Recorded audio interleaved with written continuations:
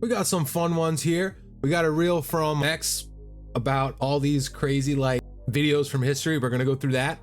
Puerto Rico's trending because Tony Hinchcliffe made like a joke speech or whatever. People are very upset. A couple games coming out. We're gonna go over that I missed realistically because I didn't know about. So I'm a little late on, but they look dope. And then we're gonna end with some comedy podcasting. First things first. These are hilarious little tidbits of I don't know what the hell. Let's make sure the sound's on. And this is Adolf Hitler tweaking at the 1936 Berlin Olympics, high on meth.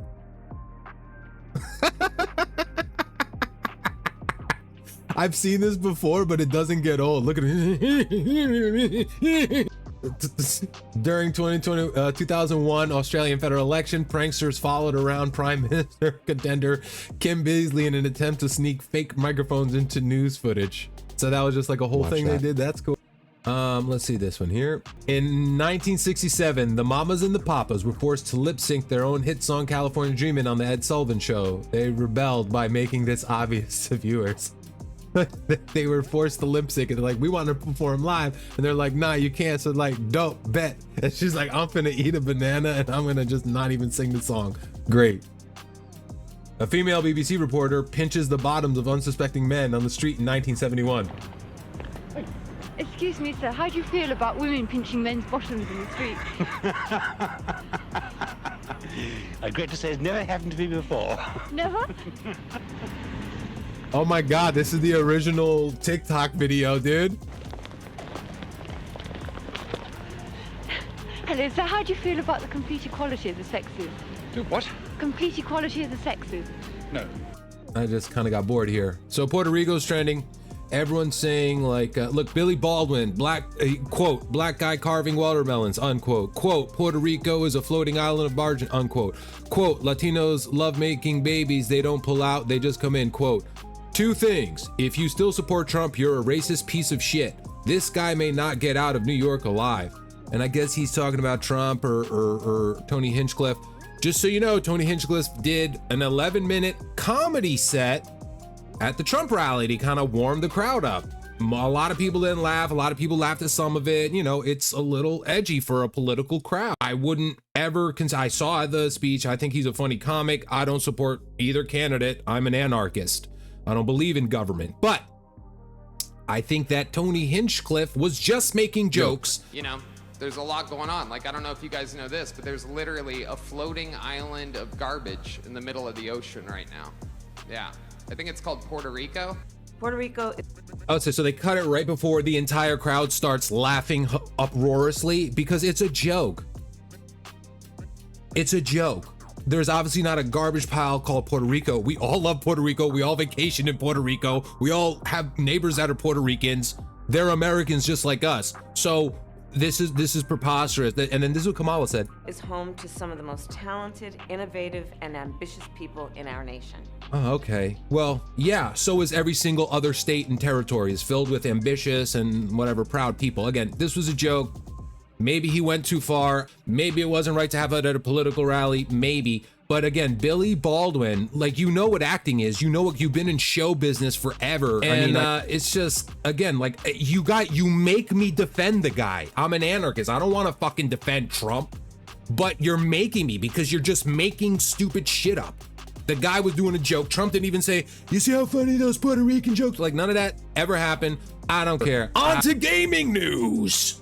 So we got this dope game. It's for Xbox. It looks like Xbox only, which means you can probably get it on PC somehow, but can't get it on PlayStation. So let's see. It's only a minute video and it looked pretty dope. And it's from a while ago, like a month. I didn't know this game come out. Otherwise I would have told you. Let's check it out.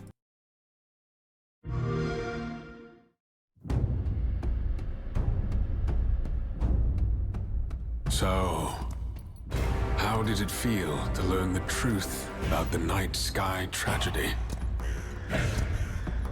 Long ago, you humans slaughtered each other until the whole world lay in ruins. And yet, you have been granted another chance in Auroria. It must be the will of your beloved mother goddess.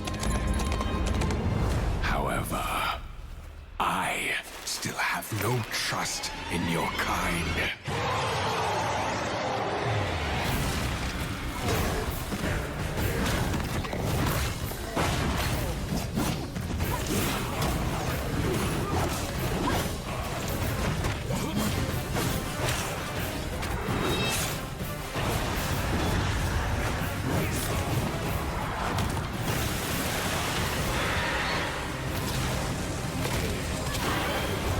This is fucking cool, dude. Prove yourself. If you survive this trial,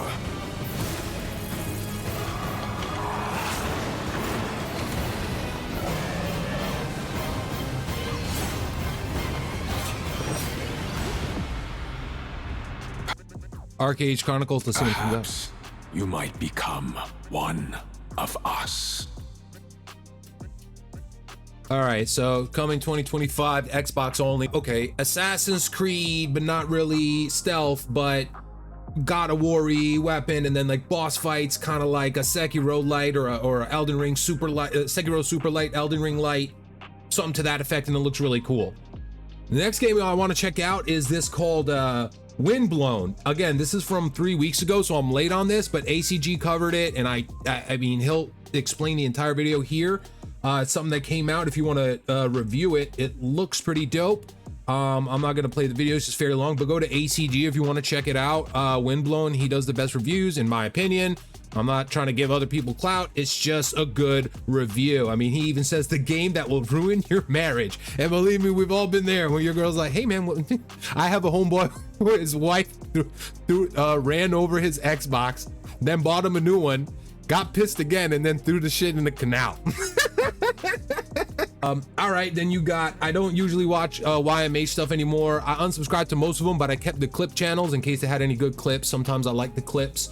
Just because it's gotten boring to watch whole episodes of Two Bears or even Your Mom's House or any of the weird derivatives I have with the Sopranos kids or Danny. Everyone's asking, Joke World, please do not sign up with YMH. We know like it's good for your career to not shit on Tom and Bert. I would love to check out this comedy podcast. Stavvy usually drops a Stavvy's World episode every Monday at 6 a.m. I know that because that's when I'm going on my phone before I take a shower.